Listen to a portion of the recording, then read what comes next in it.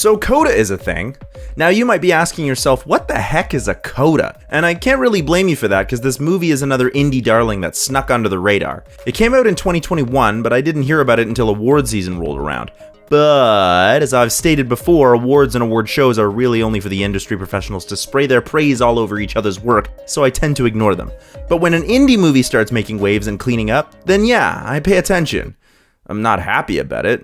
But sometimes these films wind up being more than the regular Hollywood circle jerk, and in this case, there was a valid reason for the praise.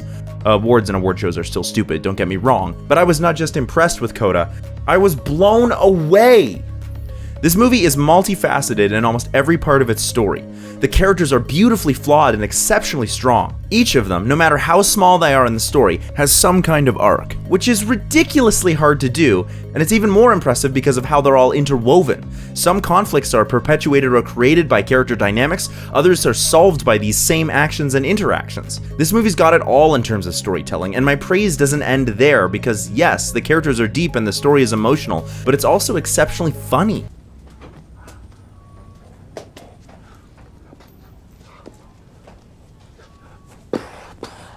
This movie is off the charts excellent, and there's really no good reason it wasn't given more attention. Even more so when you find out how much money Apple TV spent on acquiring the streaming rights. It was a lot! But none of those reasons are why I want to talk about CODA. The reason I want to talk about this movie is because of the way that music, which is a central conflict and theme in the movie, is portrayed and used. And I'm not talking about the scoring for the film, that's great too, but I'm talking about how music is used as a source of conflict, motivation, and how it brings the Rossi family together. But most importantly, how music is treated in this movie from the audience's point of view. Because this film's relationship to music is like everything else that this movie does, in that it goes far deeper than what's on the surface. And so today, I want to talk about CODA.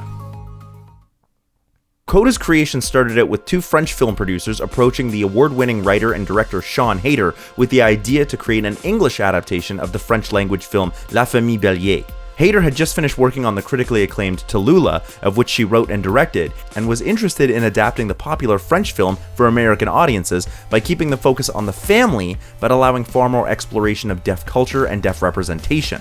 Other things were changed as well, such as the setting, from a farm in France to a New England fishing town, and some of the side characters were reworked as well. Hayter also pushed hard to make sure that deaf actors were cast for deaf characters, although the fact that she had to fight for this is kind of fucked up. Marlee Matlin is in this, and she's been in everything from CSI to Family Guy, and has done a lot for the deaf community in acting, so it's not as though there are not well-known deaf actors out there. The movie was filmed in New England and used a lot of local resources from the deaf community in the nearby Boston, and resources from the New England fishing community, including the actual boats and warehouses in the film. Amelia Jones was eventually cast as the daughter and only hearing member of her deaf family, and spent no small amount of time learning sign language, or ASL, for the role. In 2021, the film premiered at Sundance to immediate and continuous praise and started a bidding war between Netflix and Apple, with Apple eventually beating out Netflix with a $25 million price tag. It's not bad for a movie with only a $10 million budget. The film was released in select theaters, but as far as I know that was only in the USA and also during lockdown, but it's currently available on Apple TV, and you should definitely go and watch. I wouldn't even be mad if you turned me off right now to go and see it. It's that good. I've been purposefully vague about this movie in case you haven't seen it and want to go watch it, but context is important, so here is your spoiler warning. In the small fishing town of Gloucester, Massachusetts, Ruby Rossi is in her final year of high school, and like any young adult, she contends with love, hormones, sex, friendship, finding her identity, and her family. The only difference between Ruby and her peers is that Ruby is a hearing child of deaf adults, or CODA. Ruby's father and brother, Frank and Leo, work on their family's fishing vessel to support the family and rely on Ruby to help them fish and sell their catch. Her unique home life means that Ruby is often singled out as strange or different at school. One day, when signing up for electives, Ruby sees the charming Miles sign up for choir, and on a whim decides to sign up as well in order to be closer to him. Choir? Are you high? If you start, beatboxing, doing that cup clapping thing, we're done, yeah? At first, Ruby is shy and embarrassed to sing for the passionate and demanding choir teacher, Mr. V. Bernardo, if you can't roll your R's, please, don't embarrass yourself and just call me Mr. V. Yeah, I know I'm only gonna screw that one up, so Mr. V it is. With Mr. V's help, Ruby discovers that not only does she love to listen and play music, but she has a beautiful singing voice and a real predilection for it. While Ruby's family struggles with the fisheries offering less and less money for their catch, Mr. V tells Ruby that if she works hard and practices, she could have a real chance of being successful if she auditioned for the Berklee School of Music. But Ruby is now torn because she's always assumed that after school she would continue to work with her family, but now has the opportunity to explore something she loves for herself. Things are made even more complicated when her family decides to start their own fishing co-op. We're gonna sell our own fish. Any of you want to join us?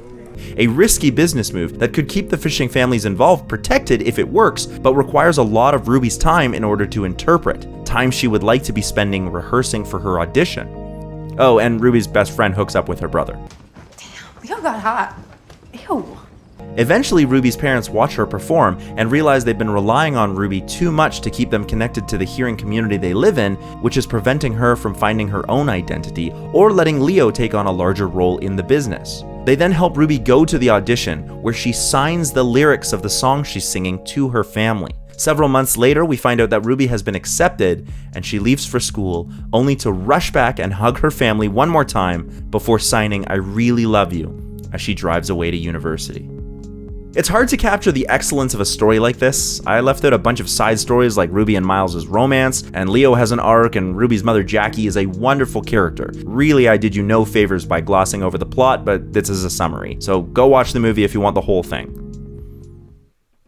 Okay, I know what you're thinking. Music is important because it's what Ruby loves and her parents will never understand it. But no, that's what appears to be the conflict on the surface, but this is far too simplistic. This movie is way too smart for that to be the central conflict. And beyond that, deaf people and the deaf community are generally in favor of music, and we can see this in the scene where Ruby's parents pick her up from school.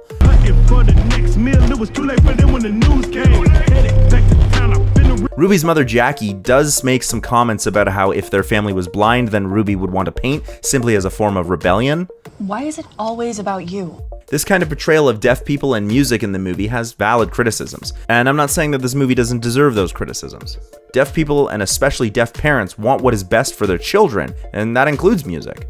But ultimately, I think this is Jackie's inability to let her daughter grow up outside of the family, which gives rise to her opposition to Ruby singing, rather than the music itself. Most of the conflict regarding music is not really about Ruby's family being deaf anyway, but about the constraints on Ruby's time as she's split between her family and rehearsing. This has less to do with her family being deaf and more to do with their inability to let Ruby grow as she wants more for herself in life. Also, as someone who has 2 degrees in music, I can safely say that music school is not the most financially strategic move. And if you know this, it's no wonder that Ruby's working class family might be a little afraid of her going to school for something that may not pan out at all. And Jackie's fear that Ruby may not be a good singer is completely normal. But again, those criticisms are valid. Every artist and artists' parents worry that they might not be good enough, so I think a certain degree of apprehension around Ruby's singing is justified. In terms of Ruby's motivations to sing, I don't think this can be boiled down to a singular reason. Despite the fact that I just spent the last however many minutes arguing that rebellion is not the reason for why Ruby decides to sing, I don't think that means it couldn't have been a small part of Ruby's decision. Again, not because her family is deaf, but simply because Ruby is a teenager and rebellion is liberating. However, being a musician is tough. It requires a huge amount of commitment, and it can wreak havoc on the body no matter what kind of instrument you play. If Ruby was only rebelling, then there would be much easier ways to do this. Instead, we see Ruby commit to rehearsal and practice. She's constantly working with Mr. V at his home, at school, and singing with Miles when they're not fighting or kissing. So there's a determination that's part of this formula for why she wants to sing. As Ruby learns to sing, her confidence grows. We see this in her technical ability as she sings, but also the way she interacts with her friends and family. Through singing, Ruby finds her voice, both narratively and musically, and also in ASL as she signs her feelings with more confidence with her family. But it's not just confidence and determination that pushes Ruby to sing, there's also the joy of music itself. When Mr. V asks Ruby why she sings and loves music, Ruby signs back the way it makes her feel.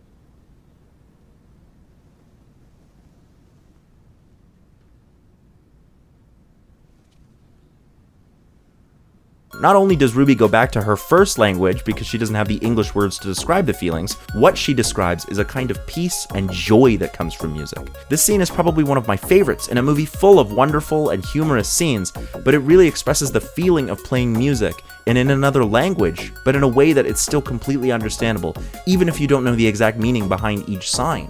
Because ultimately, like this scene, that's what music is really about. In the audition scene, we see Ruby stand up and sing her audition piece, Both Sides, by Joni Mitchell. But instead of just singing, Ruby begins to sign the lyrics to her family.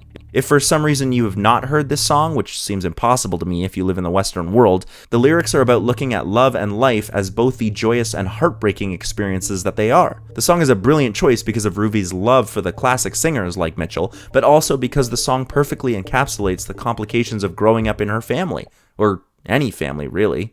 And of course, that none of us really know love or life at all.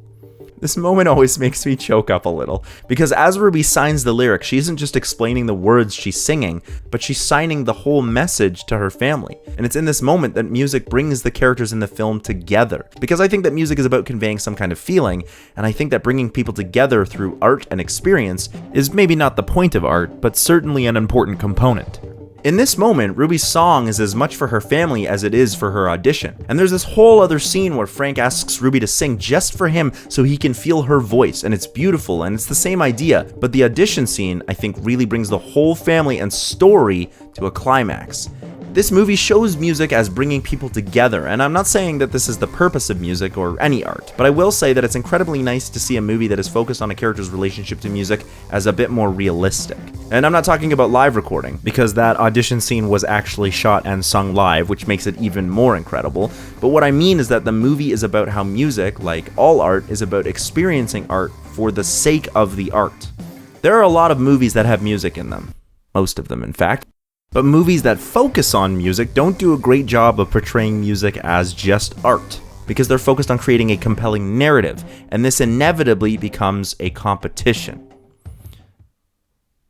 There was a very famous Canadian pianist and composer named Glenn Gould, and one day he announced to the world that he wasn't going to play live shows anymore. And the music world was shocked because he was a brilliant player, but he felt the way music was being treated in a live setting was antithetical to what music and ultimately art should be. What Gould was opposed to wasn't the idea of performing, but the pressure and competition that was inherent in the industry of musical performance. It had stopped being about the music and started being about bigger halls and more fantastical performances and grandiose feats of speed and technique. Gould was also a bit of a scholar and wrote on a whole bunch of different topics with others like Marshal McLuhan. You can read more of what he said, but it's his thoughts on competition that I find fascinating in regards to movies and music. Films use music to explore characters' actions and intentions, but when movies are about music, as in the narrative focus is on the musical talent of a character, whether that's a musical or not, it's almost always a competition. I spoke to this a little bit in the episode I did on Pitch Perfect. And if you've seen a movie about music, it's probably a competition. Drumline, Honey, any of the Step Up movies, the main conflict in High School Musical, Whiplash to some extent, Sing. Actually, you haven't seen Sing, but I'd be willing to put money down that it's a competition. And that is because it's so true. I still haven't seen Sing. No, I mean the fact that most movies about music are competitions. It's not hard to understand why this would happen. Focusing on music for music's sake doesn't have any overt stakes attached to the act of learning an instrument, other than the intrinsic need to get better so you can express yourself with more emotion or be more artistic. So writers and executives have to look elsewhere to a formula that has given them massive success in other movie genres, like sports movies. Sports are tied to competition by definition of being a sport. Once people come together to prove who can do an athletic thing the best, you have a sport. Playing music sees people practice and do amazingly athletic and artistic things, so writers and executives think that this is the same concept as sports, and have characters compete to see who can do those things the best, without realizing that this changes the basic nature of what music is as an art form. Just expressing yourself for the sake of expressing yourself. By creating a movie about competing in music, we are presented with the idea that one person's experience and performance of art is better than another person's. According to Gould, that's not the purpose of art, and I have to agree with him. Art and music are about experiencing something, and everyone experiences all art differently, meaning the idea of art being better than another art is preposterous.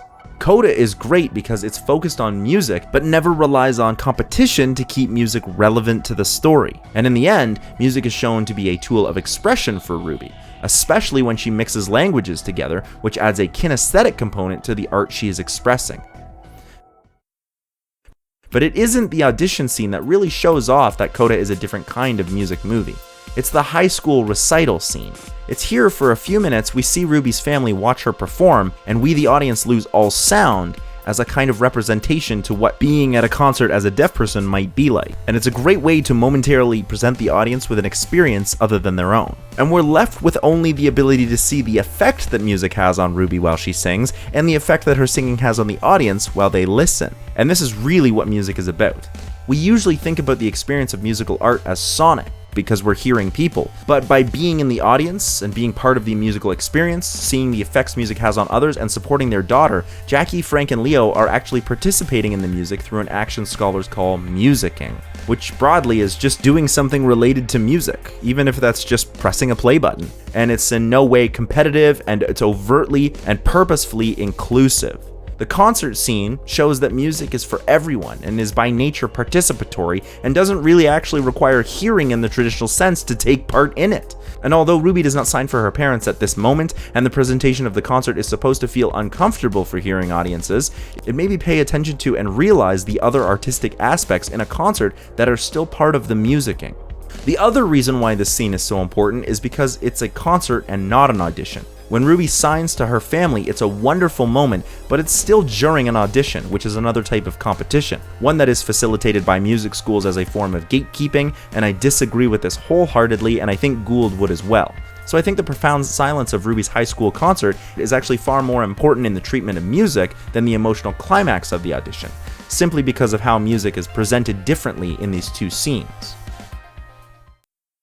On the surface, it may seem like CODA has music in it, but that singing is far from the focus of the story. The film is more interested in the interpersonal drama of the Rossi family unit, and the inclusion of music might actually be more problematic in terms of the portrayal of deaf culture. But by creating a movie that treats its characters and narrative with such depth, CODA ensures that all of the themes, including music, are multidimensional.